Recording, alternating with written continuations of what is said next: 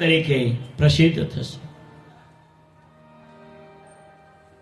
એટલે આપણે ત્રંબકેશ્વર જઈએ ત્યાં ગૌતમી ગંગા વહે છે. ગૌતમ ઋષિએ કહ્યું કે પ્રભુ આપ જો પ્રસન્ન થયા છો, પ્રગટ થયા છો, તો આપ જ્યોતિ સ્વરૂપે કાયમી માટે અહીંયા બિરાજમાન થાઓ. ભગવાને કીધું તથાસ્તુ, આપ કહેશો એમ હું અહીંયા પ્રગટ થઈ અને દરેક ભક્તોનું હું કલ્યાણ કરીશ.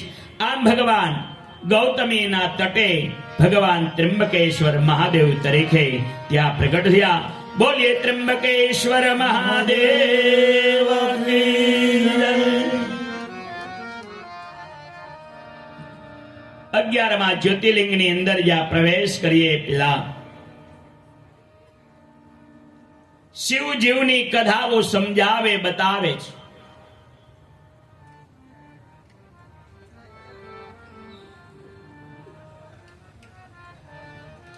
અગિયારમું જ્યોતિર્લિંગ એટલે કેદારનાથ.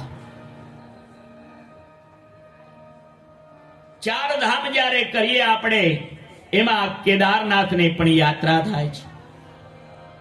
બહુ કઠિન યાત્રા છે. મહારાજી બોલે, એ લોકો સાંભળે એટલું બોલો.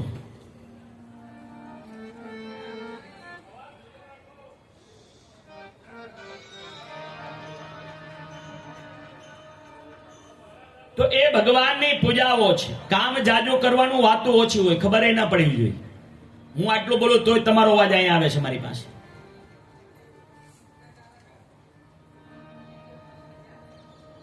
તો એ દિવ્ય ભગવાનની કથા સમજાવે, બતાવે કે કેદારનાથ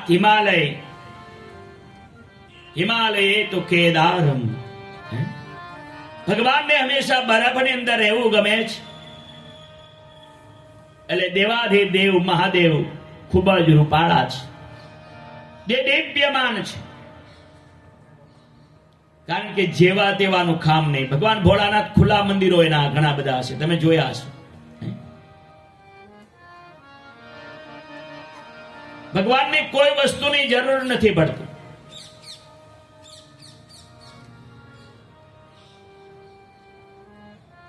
ત્યારે હિમાલયની અંદર કેદારમાં નર નારાયણ બંને બદ્રિકાશ્રમમાં તપ કરતા હતા. દરરોજ શિવલિંગની, પાર્થિવ શિવલિંગની પૂજા અર્ચનાઓ પણ કરતા હતા. ભગવાન પ્રસન્ન થયા છે, વરદાન માંગવાનું કહે છે. ત્યારે બદ્રિકા આશ્રમના ભગવાન પરમાત્માએ કહ્યું કે તમે પણ આ હિમાલયની અંદર નિત્ય વાસ કરો અને આ જગ્યા જે કેદારની છે એમાં તમે વાસ કરો, એવી મારે તમને સ્તુતિ વંદન પ્રાર્થના છે. અને ભગવાન ત્યાં વાસ કરવા માટે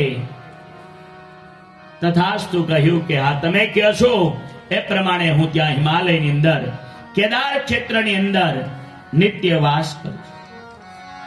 શંભુ શરણે પડી માગો તારી રે ઘડી